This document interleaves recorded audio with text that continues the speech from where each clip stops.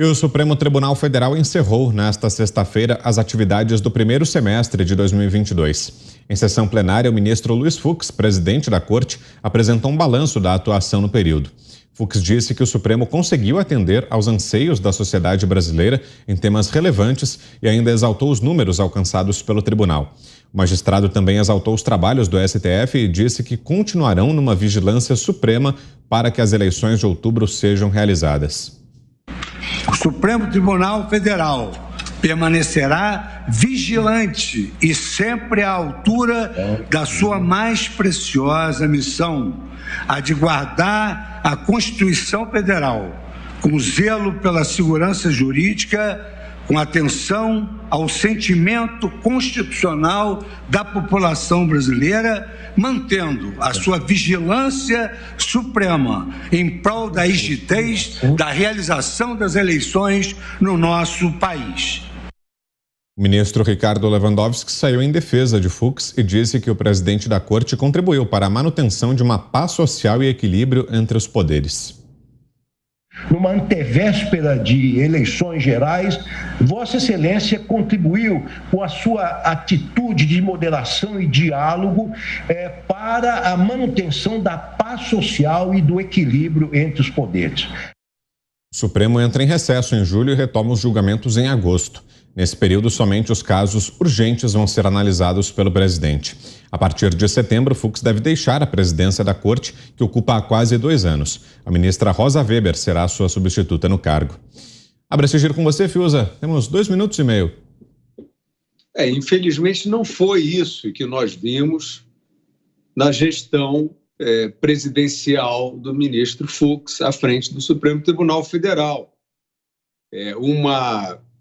Uma conduta do presidente Fux, que ficará como um emblema, para quem não tem amnésia, é ele fazendo um ato histriônico, dizendo que estava cancelando unilateralmente uma reunião entre os 3 poderes. Aquilo seria uma crise institucional se não fosse um ato caricato. Mas fazendo aquilo, agindo daquela maneira, o ministro Fux estava fazendo uma provocação política contra o presidente da República, né? Dentro aí desta atmosfera, dessas teses de que o presidente da República atiça a população contra o Supremo, e etc., e assim nós vimos acontecer. O ministro Fux, quer dizer, se ele tem, de fato, né, uma preocupação em deixar um legado sobre transparência e segurança eleitoral, ele deveria chamar os seus colegas Luiz Roberto Barroso e Luiz Edson Fachin e dizer a eles que eles deviam ter feito tudo ao contrário do que eles fizeram.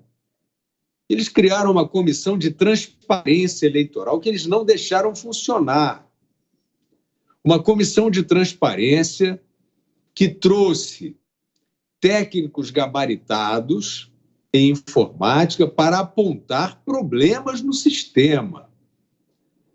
Os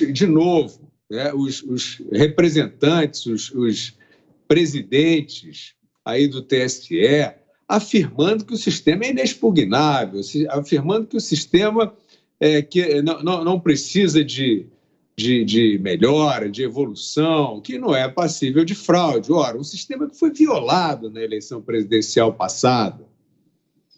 Então, o ministro Fux deveria apresentar nesse discurso, talvez, essa preocupação. Estou preocupado.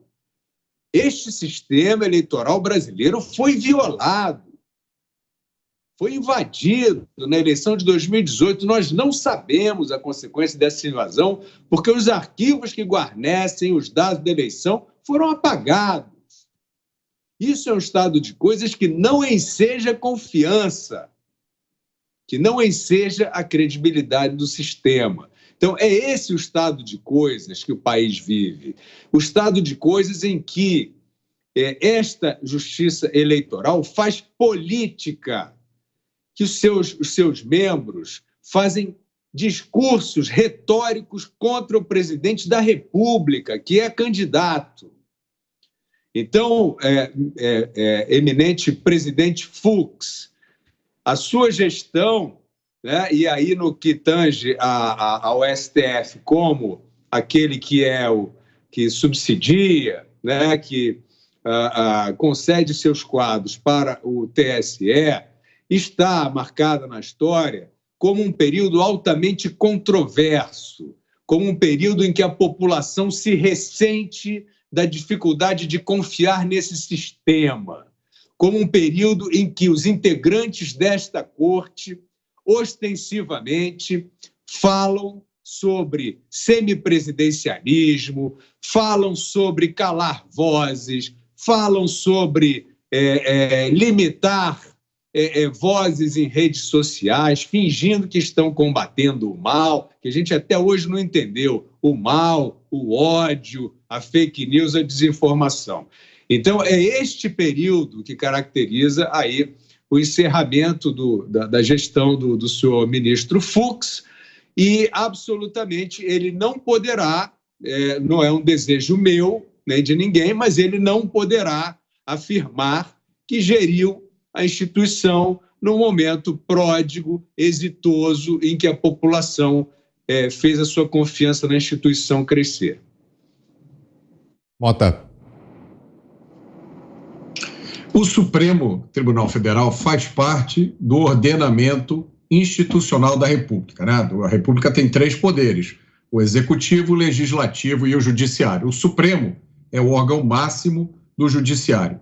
Em todas as democracias, praticamente, existe uma tensão entre o presidente da República e o Supremo, né, Tribunal Federal. Isso aconteceu, por exemplo, nos Estados Unidos, nos anos 30, na administração do presidente Franklin Roosevelt.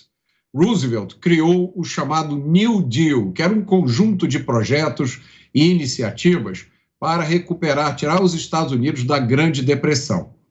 E como parte dessas iniciativas, Roosevelt criou muitas entidades, criou muitas empresas e toda hora a Suprema Corte dava uma decisão atacando uma dessas medidas do Roosevelt.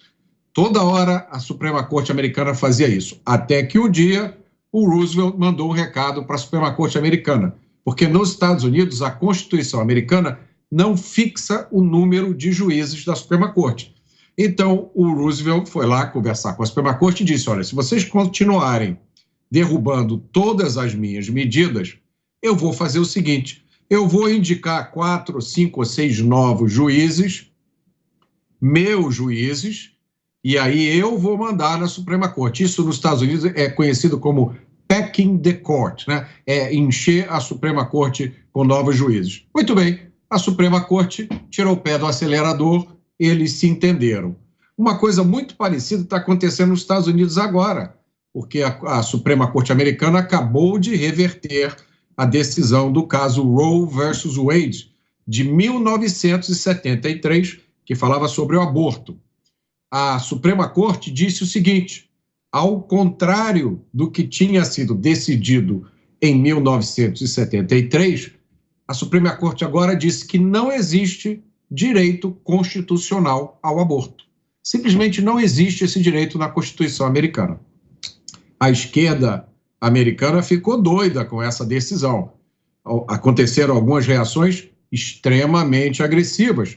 E o próprio presidente Biden deu declarações muito fortes contra a Suprema Corte.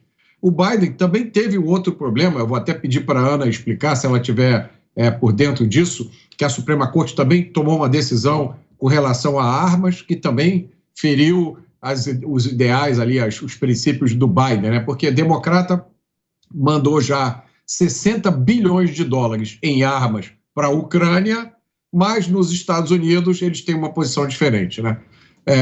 Então, retomando aqui o fio, o conflito entre presidente e a Suprema Corte numa democracia republicana faz parte do jogo.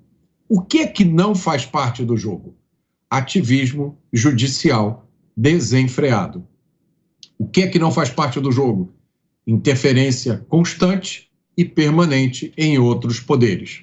O que é que não faz parte do jogo?